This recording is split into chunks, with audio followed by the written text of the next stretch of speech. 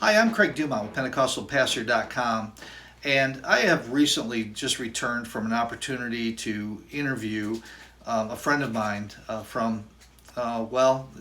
his friendship goes back 10, 12 years ago, maybe a little bit farther. His name is Daniel Hancock, and actually at one point, Daniel was a teacher of drama, the dramatic arts, at my Christian school up in Okemos in East Lansing, Michigan. Daniel, I had just come across an interesting aspect. I was looking on LinkedIn, and to be honest with you, I have a LinkedIn account, I have a Facebook account. To be honest with you, I hardly ever go there. I just don't get on social media. Probably not as much as I should, but I try to keep up with some of my friends and associates in that. And I saw on a post for LinkedIn that Daniel had become a part of a group of men who are forming a new Christian worldview. I guess you could just say a comic book and animated series. He has come in recently to a group that had been previously formed. Dr. Bell from Liberty University had started a new group that was putting together comic books, if you will, from a Christian perspective. From what I understand, they were just tired of what was happening with Disney and Marvel and DC Comics. As you can see, I actually have pulled up some reasons why they were upset with that. But they wanted to produce something of high quality, from a Christian perspective, and Daniel was a part of that. Actually, as I went through the interview with Daniel, there's a couple things that are important to know. One is the people involved in this venture are highly skilled, highly experienced. They are former Disney employees. They are former Marvel employees, people who did the graphic artwork for them, and have been associated with them at the highest levels for many years. And so when I found out that Daniel had been a part of that, I set up an interview with him to talk about what they were doing and all the people involved and how it was going. Very, very gifted group of people. In fact, I just recently got my own copies. I had ordered this for my grandchildren.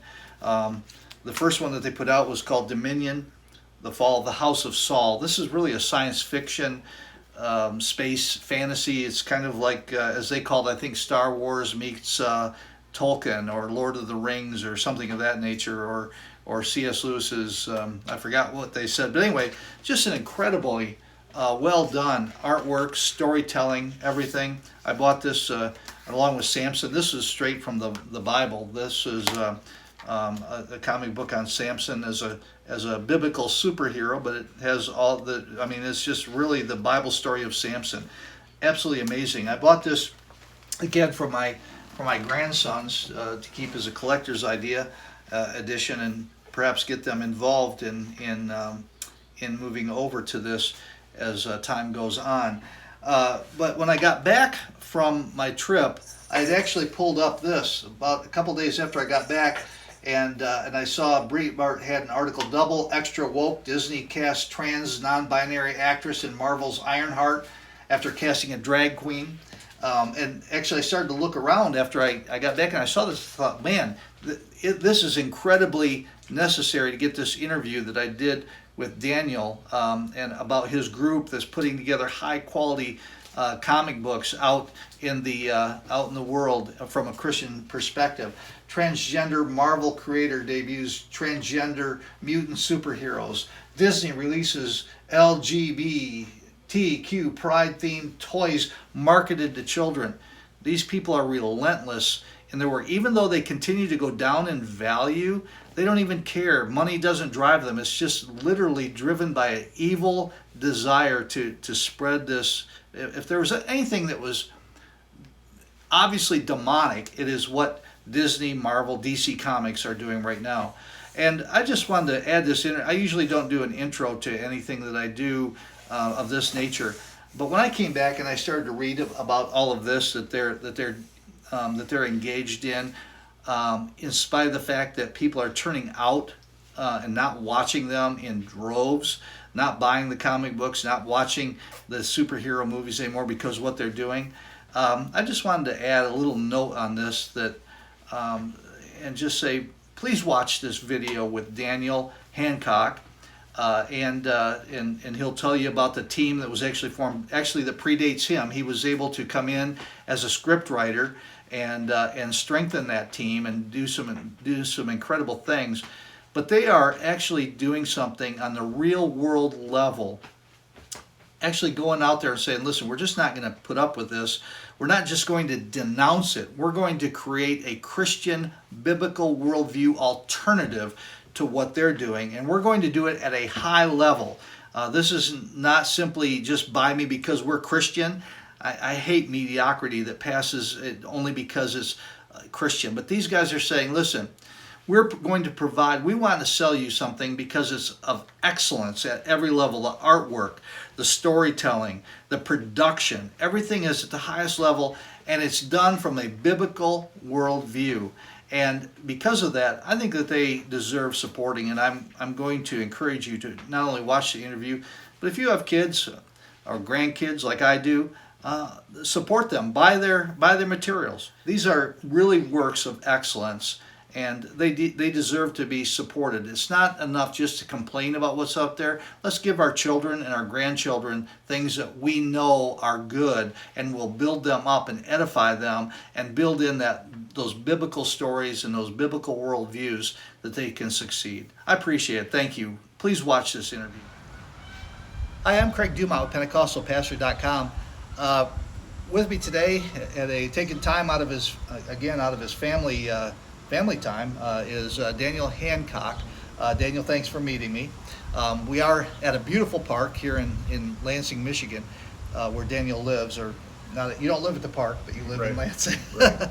Unless my wife kicks me out. Right? Yeah. And Daniel did years ago. Daniel taught at our Christian school. He handled the dramatic arts. Well, actually, more than that, he did Theater, creative writing. Absolutely incredible. And one of the things I appreciated about Daniel was too often in the creative arts, people put forth mediocre things, and just because they call it Christian, they expect for it to go well. And I always hated that. And with Daniel, from the very beginning, everything that he created that you did was exceptional. There was no mediocrity, and hoping to get by just because it was Christian. I mean, you were producing material that was compelling and excellent on its merits. Right. Always usually in a Christian setting. I think you did some No, it was actually we did some classic literature stuff, yeah. But yeah, we did mostly Christian stuff. Yeah. So Daniel, with that introduction, where I wanted to meet you today because, like I said, I'm not a comic book guy, but I am. But with everything that's going on, for instance, with everyone who's been watching TV knows with Disney and Marvel. And DC Comics, they've turned what used to be kind of fun family type stuff like Superman and Batman. I don't know if people really think that, but anyways, I used to read those when I was a kid, and now really they've become something that actually adults are into very much. But I'm not so much in that, but I have been really dismayed with what's going on with Disney and Marvel and some of these others, and I had come across a little while ago some type of a promotion. I'm not sure exactly. I think it might have been on the Telegram app. I think it was actually might have been for Zero Hedge or something. It might have been on there. I don't remember exactly where it was, but it was a gentleman who had come out with a brand new comic book, promised to stay away from all of the woke ideology and trying to push homosexuality and ism on everything, especially for the kids that were doing this. And I thought, you know what? I don't know if he's a Christian, but he looks like he's got some Christian foundations there. I'm not big into comic books, but my grandkids are. I went ahead and started supporting them, and I bought some of their early release stuff. I thought, you know what? Anything I can do to support them. And so I bought a bunch of their stuff, and I'm planning on giving it to my grandkids for Christmas. And then I believe it might have been on LinkedIn, if I'm not mistaken. Yeah. And I admit, I'm not on social media very much. And all of a sudden, as I go there, I see that you have a post there, and you are doing the exact same thing. You are creating brand new comic books, and they're and what I saw there, they were explicitly Christian, and I was like, oh my gosh, it was almost identical. I mean, even the way you packaged it and sold it and did that, and I was thinking, well, my goodness, I know Daniel, and he does great work. I need to order, so I ordered some of those right away. And again, I'm giving them to my grandkids. I just wanted to support it. I might read it now that I've got interested in it here. Right. But my big thing is, hey, we've got some Christians here. And then I got on the phone and called you. Yeah. And come to find out, I'm doing all the talking here. Sorry about that. No, it's great. But I was talking with you, and you're working with ex-Disney people, Yeah. ex-Marvel people, if I'm not mistaken. Yep. And I don't know who else. People who worked in all of the artistic areas. You're doing a lot of the writing, and these guys are Christians, and they have left Disney and Marvel and some of these other places, and they've started to do a whole your new thing. So, and I just thought that is incredible. I think whether pastors are reading comic books or not, and frankly most of them aren't. Right. But I will tell you that it's amazing how many young adults are. But especially for like my grandkids and everything, I just think it's incredibly worthwhile to get in there and support all of these areas of alternative communication, media, and entertainment things that is undertaken from a Christian worldview up. Tell me a little bit about how you got into this, and then we'll. Sure. Yeah. I mean, it's something that I agree with everything that you're saying, and I kind of actually came across this project with Dominion, which is the book we're talking about. I can show you. So, yeah, there you go. So you get this brilliant artwork, and I actually came across it very similarly as you did, strolling through social media, found an early concept image. This is a thick book too. Yes. I mean, this is This isn't the typical book, Superman book that I grew up with. No, yeah. This is our first 3 chapters combined into one graphic novel. Right. And we've actually got many more on the way. I've actually got 14 for this series planned, and you can check it out. All kinds of cool stuff. And so a whole series of stories that are coming out for this. And but I saw that early image on there. I think it might actually be here. Let me see if I can show you some beautiful artwork. That was one of the early test images, that they were developing the style and such. And I saw that picture, and it said something about Star Wars Meets Narnia. And I thought to myself, I just was finishing the Chronicles of Narnia series with my kids that year. Uh-huh. And we had just watched The Empire Strikes Back for the first time. I was like, okay, so this is like right up my alley. And the artwork was, like you put it, excellent. And I could see that the dedication was there, the quality was there, and so I immediately reached out to the artist, to the page that had made this. I had no idea who I was talking to. It was just the name of the book here, and it was just sketches, mostly just sketches at the time. They were just developing the artwork and getting it ready to go. And I said, what is this? This is such a cool looking idea and project. I said, what are you doing? And so we got to talking, and that was when I introduced him to my other project, End of Darkness. Now you had started this back when you were still at yeah, we did, right. It was a long time coming, but it's a huge project. We had 50 voice actors, an original score, immersive sound effects. It's 3.5 hours long, the entire gospel story. That's called The End of Darkness. End of Darkness, yep. You can get a 3-disc set or just a digital download, or any of the platforms like Audible, iTunes, Google Play. You can get a hold of that.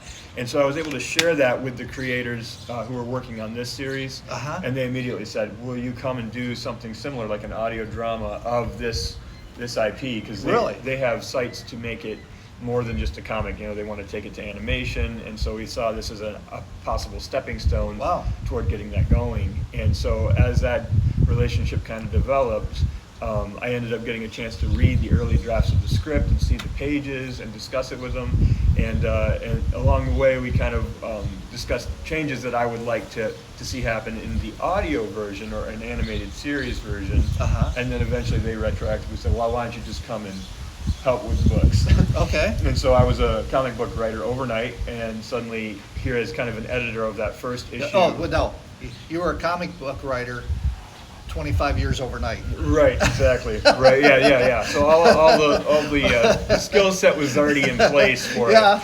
And so I didn't expect to go into comic books. I didn't, I was never something that was like even on my radar at all to like go to that medium. But they were doing this. It's such a beautiful project. It's very powerful. Like I said, Starwars Narnia.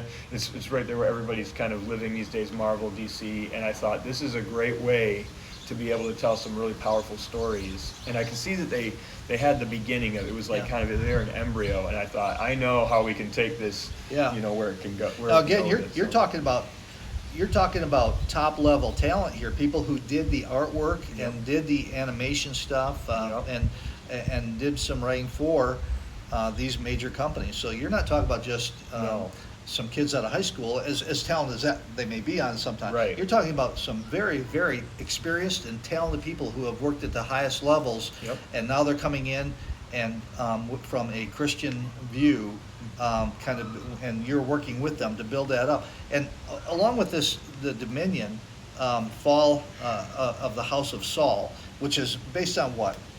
This is based on the book of 1 Samuel, and so loosely inspired by really. It's more of a, more like we're taking kind of tentpole moments from the book of 1 Samuel, those big things that you'd remember, and then kind of creating a new narrative, from in the sci-fi space. Right, and so really that's... Speaking of talent too, just to mention, the guy who created the concept for all this, I'm looking at his finished artwork when we're talking about his sketches and all that stuff, is Dr. Baron Bell.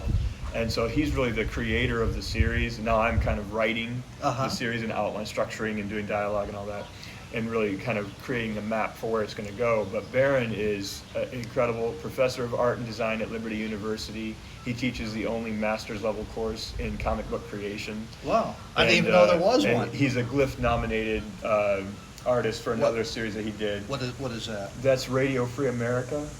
So that was a while back for him, and but he actually, that one's kind of more along the lines of the other series you're talking about, the Rippaverse and all that stuff that's coming out. It's more like a World War III kind of thing. They have, a kind of like this urban hero that comes in with like beats and scratches, transmitting codes to the underground revolution. It's pretty cool. Like in his music, he's burying it in the hip hop.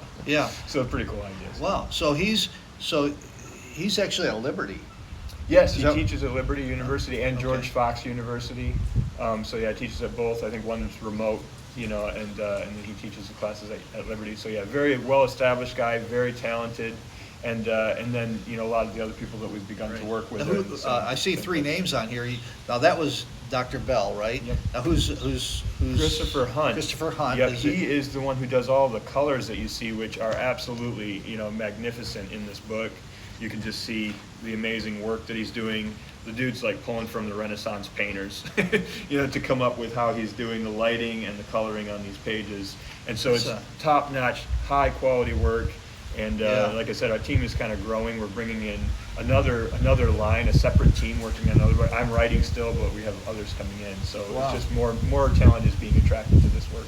Wow, that's incredible. So what do you have planned? I know you've got this one, and then you've got a second one in the can, right? Yeah, we've got lots of stuff going on. Well, actually, I think you mentioned you're actually 11 episodes out or something like that, aren't you? Yeah, we've got this series here. The first 2 arcs is going to be a total of 4 graphic novels. So there'll be 3 more like this one, probably a little thicker. Okay. And so it'll be quite a substantial storyline for those, and then another spin-off one, which goes back into the Book of Judges for its inspiration. So. Now, Daniel, I've got a. These are not available in the stores, obviously. So, do you want to tell people, first of all, how do they even get I mean, I don't want people stumbling along like me, unless you, actually, if you want to go to Daniel Hancock and link in with you or something, Sure, which yeah. would be a great way That's to do it. always great. Yeah, social media, we're available and very accessible there. Yeah. But of course, I don't know how long they're going to let you do moral Christian stuff. No, Right. no, I'm kidding. But I'm only half kidding on that. It is a challenge. It is a challenge because we maybe never know how far that goes. But we're trying to get it going. So where did they order this at? Because you have to actually go to a special page to order this, right? Yeah, you can go to TerminusMedia.com and see the Dominion, all the Dominion project stuff will be there, as well as the other books we mentioned, and another one with my Disney friend Samson Rise, which is when I was the editor on that one. That's there, and we've got some more projects coming from those guys as well. And End of Darkness is actually being carried there as well, so that's a great place to go, TerminusMedia.com. But these are both all available on Amazon as well. Oh, so they are? if you shop on Amazon, you can do those. And like I said, this is on Audible and iTunes. Okay. And the first few chapters of this is on Comixology, which is like the digital comic platform. So you can download them and have them on your phone. Oh, okay. I like books, so. Right. Yeah. I mean, this is a beautiful book, like you mentioned too. It's not the thin paper, the kind of the cheap paper that old comics used to be. It's full gloss. It's kind of amazing to me, actually, the quality level that we're able to crank out with these now. So, what did I order, Dan? I ordered this, right? Yep. And then I ordered your, when I was talking to you, I'm trying to remember, because I haven't got them in the mail yet. Samson Rise. I got Samson Rise. Yeah, that's in here too. We don't have the book here today because they have a new shipment on its way yet. That one's sold out, but this is Samson Rise. And this one's a little bit more of a direct series. It's more of a direct adaptation rather than kind of loosely inspired. This is all lions and space and sci-fi and crazy kind of storylines, right. whereas Samson is more the actual story of the judge, but done more like a superhero style in its artwork and delivery. Well, he was probably more superhero than a superhero. Right? So, yeah, exactly. The Spirit of God coming on you. That's the greatest. Yeah, and they do a great job. Those guys, those 2 guys are Matt Baker and Daryl Pennington and they worked at the Disney studio in Australia. Okay. And so they've done that, and now they've done several projects together, but this is the one I was able to work with them on, and we're going to be doing some more stuff as well. So what is the plan? So, obviously you sold out, so that's starting. It's going well. Yeah. Okay. And will people be able to subscribe where they can just automatically receive them, or what? Yeah, I'm not sure how we're going to do that. We do have, basically what we've been doing is we do kind of a limited release of the individual comics as they come out, and those are kind of like exclusive. If you get them while they're here, then they're here. So these 3, if you want to see, I can probably show you, but there are 3 individual books. This was chapter 1, 2, and 3, and they were released individually, but they're now kind of collector's items if you got a hold of them. And then we got the graphic novels, and so we kind of push it out each time we get a next chapter done, and then you can find it on the website and purchase there on Amazon. But yeah, we would like everybody to sign up for the mailing list. We give like it's maybe once every month or every 2 months. Not going to blast you. Sign up and see what we're doing. New projects are coming out. We've also got some stuff in the like American history space and other things like that are going to be coming. Well, I really hope. I'd encourage you. Of course, I'm not. You guys have to go where your vision takes you. Sure. But I hopefully, and from my standpoint, especially as a pastor, I hope you do more stuff like the Samson deal, where it sticks closer to the Bible, because our children today just don't know. Right. Don't know the Bible stories. Yeah, I mean, they just don't. And when I was a kid, everybody knew them. Whether you went to church or whether you didn't, everybody understood. It was part of our common culture. today, half the people, if they see a rainbow, they think that that's the gay movement. They don't think that they don't Right. they don't even think about that being God's promise, that He's not going to flood the earth and destroy it again. Yeah. So, when I saw that you were doing Samson, I was thrilled about that, because I want to do everything I can as a pastor to get these children, obviously reading the Bible, and parents should be reading the Bible to them. But there's some secondary support stuff like what you're doing that's very, very important. When growing up, I had a whole series of Bible stories that were made for me that came out of the Bible, just were told, and my mom would sit there and read them to me, and then Right. when I was older, I read them. Everything from the calling of Samuel to the Joseph's coat of many colors, and all that stuff is, and I think we forget how important those Bible stories were, even in the early days of media. I mean, sometimes they didn't stick very close to the script, but I mean, Cecil B. DeMille's, about half of his movies were based on biblical.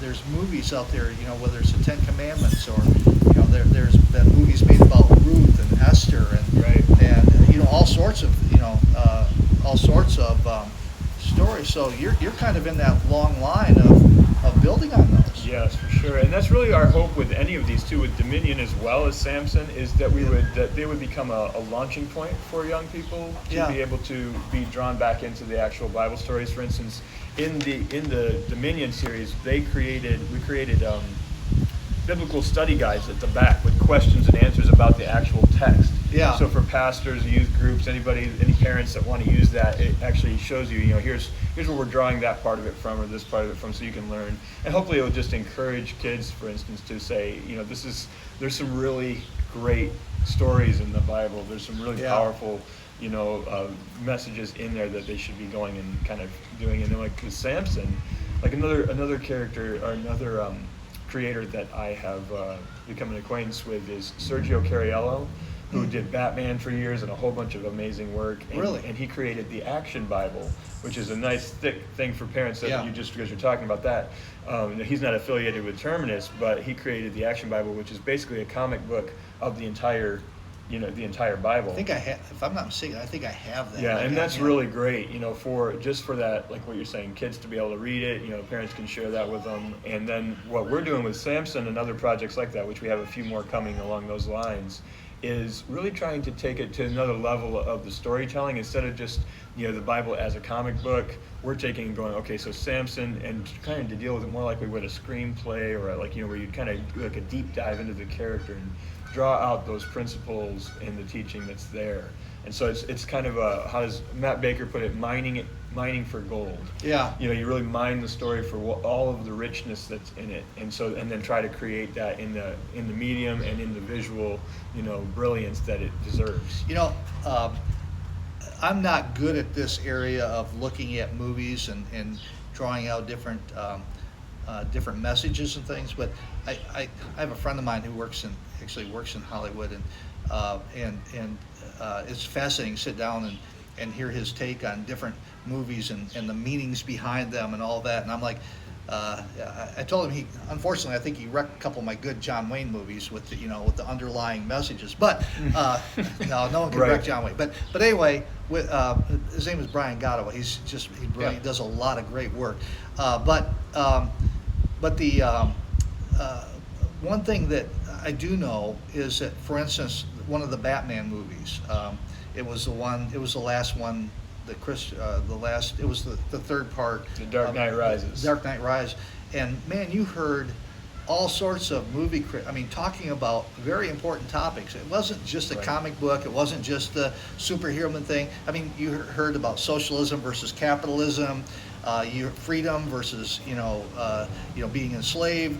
You heard all sorts of discussions on what he was portraying in that, and I was fascinated. I watched the movie, and being as dense as I am, I like the movie. The good guy won, bad guys lost, but there was a huge amount of underlying messages there that really, whether we realize it or not, was affecting at least a lot of different people on Right. a lot of different levels. And sometimes we are impacted by that. We don't even know it. Definitely, and that's definitely the case here. As we're creating these stories, there's so much, undertones and undercurrents already in the, like for instance in the First Samuel text. It's like Game of Thrones, or any of these Marvel, DC, Star Wars, all that stuff. Those big kind of grand stories that they tell, they're there in the Bible already. Yeah. But we're also taking it on another level. We're saying like, not only are we going to kind of tell the narrative and kind of maybe we're refitting it into this beautiful kind of sci-fantasy world. And so it's very exciting. And so instead of Saul, throwing a spear, he's got, electric javelin thing he's shooting, and there's all kinds of cool stuff like ships and space and his planet Bethlehem. And, she says, nothing important has ever happened on planet Bethlehem, she says when they're talking, so, but eventually it's going to come, so anybody who's read their Bibles or knows the stories are going to feel kind of this Easter egg thing going on. So you're talking really is in the line of a C.S. Lewis, not so much Tolkien, but C.S. Lewis for sure. Definitely, yeah. And so we see that, and we're trying to say, but not only just the biblical narrative part of it, but also weaving in the principles that we find in the Bible, generally speaking. So like things from the Psalms and the Proverbs are found inside the story, very much like what you're talking about with Nolan's work with the Batman and all. He's weaving in all these values and principles, and so we're taking our Christian worldview and really just weaving it like a tapestry into the narrative of First Samuel. So it's a bit of attention to detail and work that we're putting in on the script that I think is going to make it resonate and stand the test of time. Whereas there's more than just a flashy version of the Bible story. It's actually got some teeth. That will hopefully, like you say, affect people. Well, Daniel, I'm really I'm excited of the project you're doing, and I'm excited that I know you. Now I can say, hey, I know the guy that's working on that project. I got to get your autograph on a couple things. Did you autograph those that you sent me? I don't think I did. Okay. So. I'm gonna have to come back. No. But anyway, the work that you guys are doing is great, and people don't have to send you money like a ministry. I mean, all they have to do to help support you is find someone, whether it's their grandkids or kids, or maybe, I'm going to be reading the Samson or the Samson one myself, and probably even the House of Saul. And to speak to that really quick, you said you're not a comic book reader, and so something I like to point out is that there's a way to do these stories where it's not where you're actually being able to reach multiple groups at once. So maybe you're not a comic book person, but you can go watch the Marvel movies, right? And so the idea of this is something that Shakespeare said. He says, they had, or something Shakespeare did rather, is that they had, the plays were sword fights, but then they also had like political intrigue. So it's like the common people were very interested in the plays, but then there was like the discussion going on about it as well. And so we try to do that too. Is like, so you would maybe go, well, I'm not a comic book person, but the story itself and the depth of what's going on is definitely worth the adult reader's attention. Absolutely. When I said I'm not a comic book reader, I didn't mean to say it's not worth reading, because I'll be because first of all, I pretty much read everything before I give it to my grandkids. I want to make sure I learned my lesson a while back when all of a sudden I had questions saying, why do you give that to them? Like, what could happen out of that? Whoa, what happened here? But that's not going to be. I can trust you guys this way. But I'll tell you what, it is amazing. I mean, this is off track, but this is how crazy it is. Wonder Woman, Lydia Carter now is coming out saying that Wonder Woman was a lesbian, and she's going on. She's on this thing, and changing all the stories. And everybody else is. I don't know. It's just it's crazy, and it's just. Frankly, it's disgusting. And that's something that Terminus Media, our CEO Mark Stansel, his vision, and Dr. Bellows as well, and we're all trying to do that, is to create a place where people can trust us. That this is safe. It's good for your kids. The stories where we're getting it from, but also that we're not going to be stuffing things just like we're talking about with Eric July and the Rippaverse and all that. This is non-woke. You don't have to worry about the fact that this is going to be stuffing something, in your face that you have to try and, protect your children from. Which is, and there's a market for that, because we were talking, Eric July, which I don't know, I only know him from his videos, but you said he was a well-known rapper. But I think so, I think you're right. But he just put out one that says, we're not going to be woke. Right. And I mean, it took off. Right. I mean, it just, and that's what got my attention. I'm like, okay, not woke, not immoral, you know, good old fashioned, you know, some storytelling. I'm in. And then I see your stuff. I'm like, oh wow, this is biblical based. This is world, you know, I mean, this is even better than just simply, you know, not woke and moral. This is Christian. Yeah, and we would love to have people support on this Yeah. too. Like you say, you support it by buying it, but anybody who's interested in helping get us where we're trying to go, I mean, we want to see this go to animation and Yep. the animated series. We're laying the groundwork for all of that. Yeah. You know, and so we need to connect with people who can make that happen as well. Yeah. So. And just one last note on that, you're actually working. Some of the people you have on your team are world-class animators, right? Yes. Yep. Definitely. People that have animation. that have- Yeah. People. Yeah. We're connecting with all kinds of people from Marvel, DC. I just was able to visit with. Was there someone from Universal or something? Universal Studios or something? Maybe.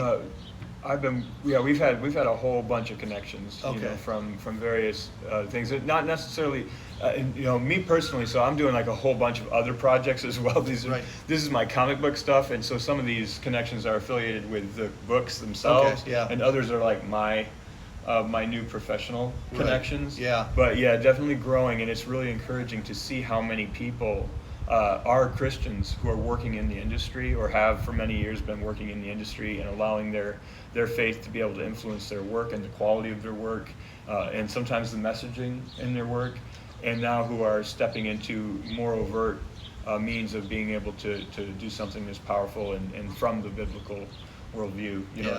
it's really been great to meet all these legends Yeah. who just so happen to be Christians all these years, and I didn't know. You know, Yeah, it's no, very cool. yeah, they're getting rooted out of there, aren't they? Yeah, no kidding, right?